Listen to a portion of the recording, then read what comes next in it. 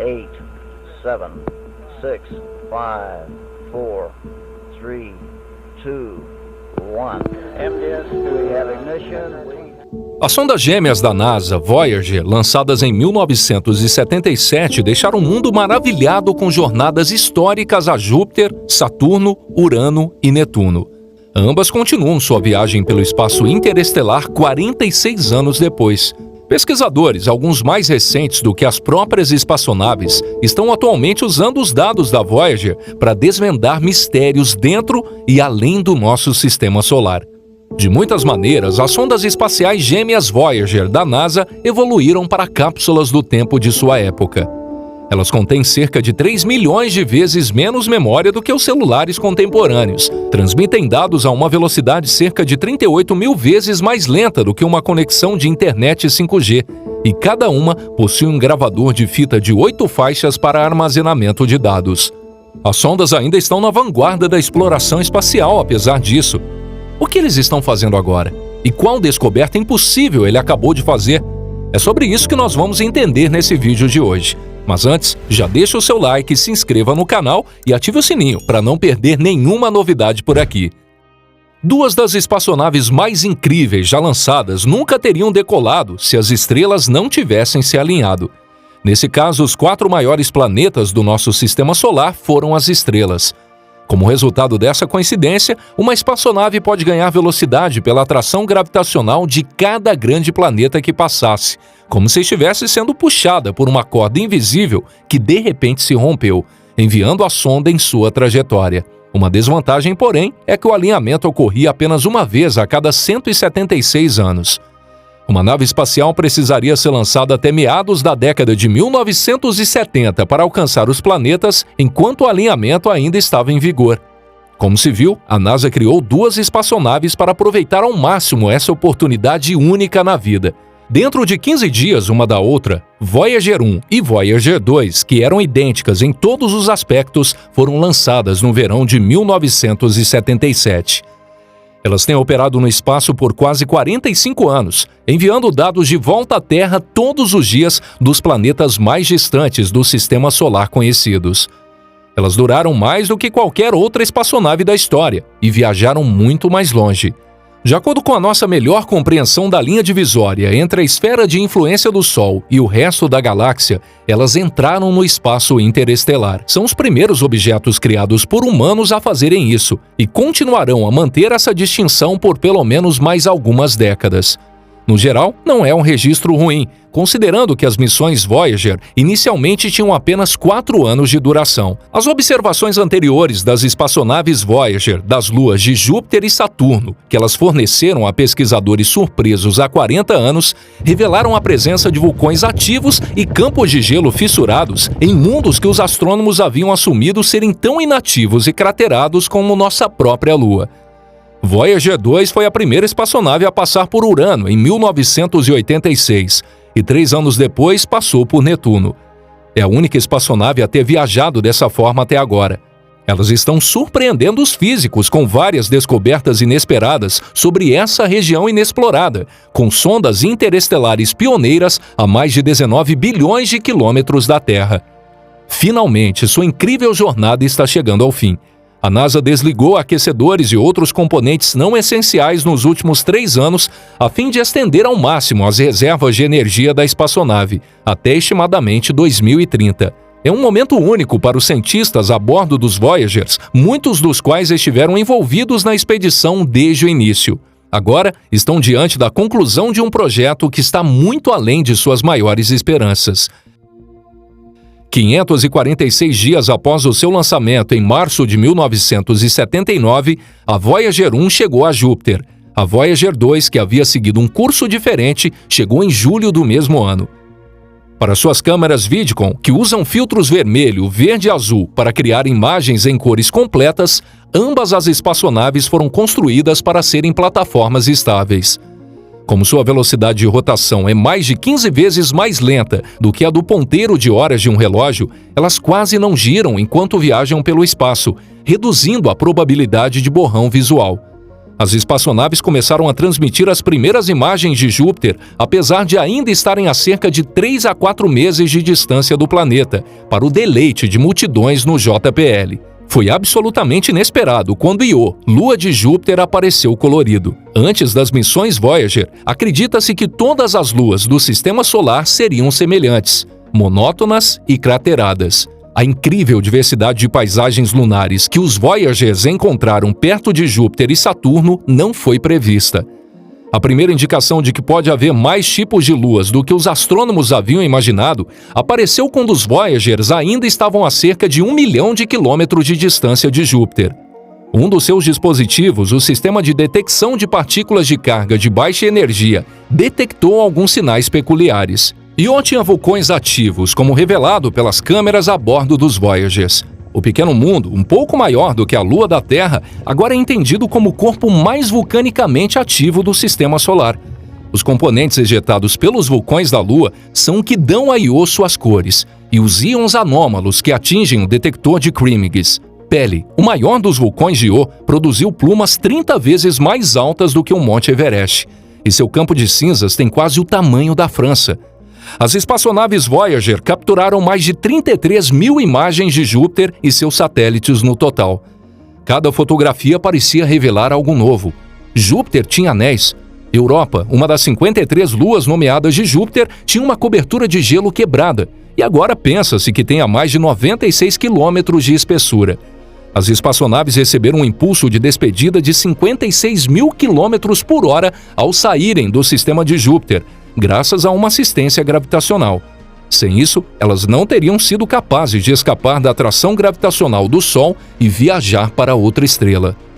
As Voyager se separaram em Saturno. A Voyager 1 passou por Titã e depois virou para o norte, longe do plano dos planetas, depois de passar pelos anéis de Saturno e levar centenas de golpes de partículas de poeira. Urano e Netuno foram as próximas paradas apenas para a Voyager 2. Em 1986, a Voyager 2 descobriu 10 novas luas orbitando Urano, elevando o número de mundos anelados do planeta para um número crescente. 3 anos depois, a Voyager 2 observou as velocidades do vento mais rápidas já registradas para um planeta no Sistema Solar, até 1.600 km por hora, ao passar a cerca de 4.800 km acima da atmosfera de metano azul de Netuno. Triton, a maior lua de Netuno, foi descoberta como um dos locais mais frios do Sistema Solar, com uma temperatura superficial de 230 graus Celsius negativos. Gás nitrogênio e partículas energizadas foram lançados 8 quilômetros na atmosfera da Lua por vulcões de gelo. Se Carl Sagan, um astrônomo que fazia parte da equipe de imagens da missão, não estivesse lá, as fotos de Netuno e suas luas feitas pela Voyager 2 teriam sido as últimas já tiradas por qualquer uma das espaçonaves. A NASA pretendia desligar as câmeras de ambas as espaçonaves assim que a grande viagem terminasse formalmente. Não haveria mais oportunidade de fotos após Netuno, apenas o vazio interminável e estrelas incrivelmente distantes. Apesar de o projeto ter sido prorrogado na esperança de que as Voyagers alcançassem o espaço interestelar e terem sido renomeadas como Missão Interestelar Voyager, Sagan implorou aos líderes da NASA que ordenassem à Voyager 1 que enviasse mais um lote de fotos. Como resultado, a sonda apontou suas câmeras de volta para o Sistema Solar interno no Dia dos Namorados de 1990 e tirou 60 fotos finais. A Terra foi capturada pela mais fascinante delas, conhecida por Sagan como ponto azul pálido, a uma distância de 6,1 bilhões de quilômetros. Ainda é a representação mais distante de nosso planeta já capturada. A Terra é dificilmente discernível na fotografia, oculta pela luz solar fraca que foi refletida pela ótica da câmera. Ambas as Voyagers agora estão tão longe da Terra que um sinal de rádio de mão única, viajando à velocidade da luz, leva quase 22 horas para alcançar a Voyager 1 e pouco mais de 18 para alcançar a Voyager 2. Elas avançam de 3 a 4 segundos-luz por dia. A rede de espaço profundo da NASA, um trio de instalações de rastreamento dispersas pelo globo, que permite comunicação contínua com as espaçonaves enquanto a Terra gira, é a única conexão com a Terra. Os sinais das Voyagers estão ficando mais fracos à medida que se afastam de nós no espaço e no tempo. O mundo é realmente barulhento. Tudo produz ruído, raios, televisões, celulares, etc. Portanto, ouvir esses pequenos chiados da nave espacial torna-se cada vez mais difícil. Embora sejam fracos, esses sussurros alteram o que os astrônomos antecipavam que as Voyagers descobririam ao se moverem para a parte interestelar da sua jornada. Você é aconselhado a não confundir o limite do sistema solar com o do espaço interestelar. A nuvem de Oort, uma coleção distante de entidades semelhantes a cometas mantidas unidas pela gravidade do Sol, pode se estender até a metade da distância até a estrela mais próxima. Levará pelo menos 300 anos para que as Voyagers alcancem sua borda próxima. No entanto, o espaço interestelar é muito mais acessível. Onde os fenômenos do vento solar terminam, é onde começa. O vento solar é um derramamento contínuo de partículas carregadas e campos magnéticos que o Sol, como todas as estrelas, emite. Movendo-se a velocidades hipersônicas, o vento sopra para fora do Sol como um balão inflando, formando o que os astrônomos chamam de heliosfera. O campo magnético do Sol é levado para o espaço, junto com o vento solar.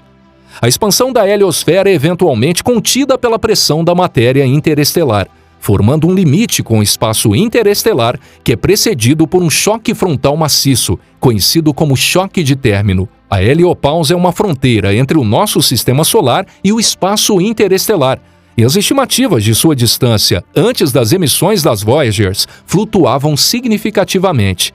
De acordo com Gournay, francamente, algumas delas eram apenas suposições.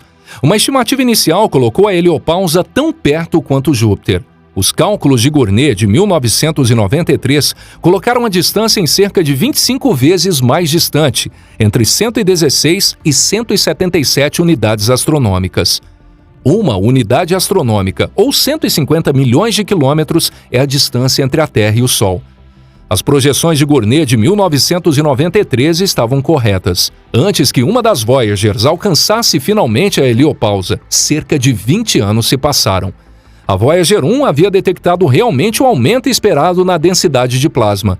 Seu detector de ondas de plasma, afinal, inferiu um aumento de 80 vezes, mas não houve indicação de uma mudança na direção dos campos magnéticos ambiente. Não deveria essa mudança ter sido aparente se o veículo tivesse viajado de um lugar onde o campo magnético se originava do Sol para um onde vinha de outras estrelas? Isso foi uma surpresa. Em novembro de 2018, a Voyager 2 chegou à costa interestelar, mas não notou nenhuma mudança no campo magnético. Quando a espaçonave alcançou a heliopausa a 120 unidades astronômicas da Terra, a mesma distância alcançada por suas gêmeas 6 anos antes, ela adicionou ainda outro enigma. Todos os modelos teóricos previam que a heliosfera deveria avançar e recuar de acordo com o ciclo solar de 11 anos. Mas isso não se encaixava em nenhum deles. O vento solar avançava e recuava nesse momento. Quando a Voyager 2 chegou, o vento solar estava em seu ponto mais forte. E se as previsões estivessem corretas, a heliopausa deveria estar mais longe do que 120 unidades astronômicas. Os modelos teóricos da interação entre a heliosfera e os ambientes interestelares estão se tornando mais intrincados agora que as Voyagers estão fornecendo a eles alguns dados de campos reais. De acordo com a imagem geral, nosso Sol deixou uma zona ionizada quente e entrou em uma seção irregular e parcialmente ionizada da galáxia. A zona quente provavelmente se desenvolveu como resultado de uma supernova. Uma estrela antiga próxima, ou talvez várias, explodiram no final de suas vidas, aquecendo a área circundante e removendo elétrons dos átomos adjacentes no processo. Uma maneira de conceituar o fechamento da área é meio que como o litoral com toda a água e as ondas girando e misturadas. Os campos magnéticos torcem e viram porque estamos nesse tipo de área tumultuada. Embora o grau de turbulência observado possa variar, dependendo do método de observação, não é como os campos magnéticos suaves que os teóricos geralmente preferem desenhar. Como resultado da influência da heliosfera no meio interestelar, os dados das Voyagers revelam inúmeras mudanças em pequena escala perto da heliopausa, mas variações de campo negligenciáveis em escalas vastas. Prevê-se que espaçonaves eventualmente deixarão essas áreas turbulentas para trás e entrarão em contato com o campo magnético interestelar puro. Dizer adeus a essas espaçonaves inovadoras não será simples. Ver as coisas chegando ao fim é muito difícil. No momento, há 5 instrumentos operacionais a bordo da Voyager 2 e 4 na Voyager 1. Todos são impulsionados por um mecanismo que transforma o calor da desintegração radioativa do plutônio em eletricidade. A NASA foi forçada a entrar em modo de triagem devido à diminuição da saída de energia em cerca de 4 watts anualmente. As aventuras das Voyagers continuarão, mesmo quando estiverem completamente silenciadas. A Voyager 1 passará pela próxima Centauri, nossa estrela vizinha mais próxima, em 16.700 anos. A Voyager 2 seguirá 3.600 anos depois. Depois disso, elas passarão milhões de anos orbitando a galáxia. Muito tempo após o nosso Sol se desintegrar e a heliosfera desaparecer, sem mencionar um ponto azul pálido, elas ainda estarão lá, em grande parte intactas. Elas talvez consigam enviar uma mensagem final em algum momento durante sua jornada. No entanto, não será transmitida pelo rádio, e se for, não será por humanos. 2 gravações, outra forma de tecnologia antiquada, são usadas para transmitir a mensagem. Não é a sua versão de plástico típica. Elas são feitas de cobre, têm um revestimento de ouro e são envolvidas em alumínio. Imagens e sons destinados a transmitir a sensação do mundo de onde as Voyagers vieram estão codificados nas ranhuras dos discos de ouro como já são conhecidos. Há também 90 minutos de música. Além disso, há imagens de crianças, golfinhos, dançarinos, pores do sol, bem como sons de grilos, chuva e uma mãe beijando seu filho. Agora me diz, o que você achou disso tudo? Deixa aqui nos comentários a sua opinião. Um forte abraço e até o nosso próximo conteúdo aqui no canal. Tchau, tchau.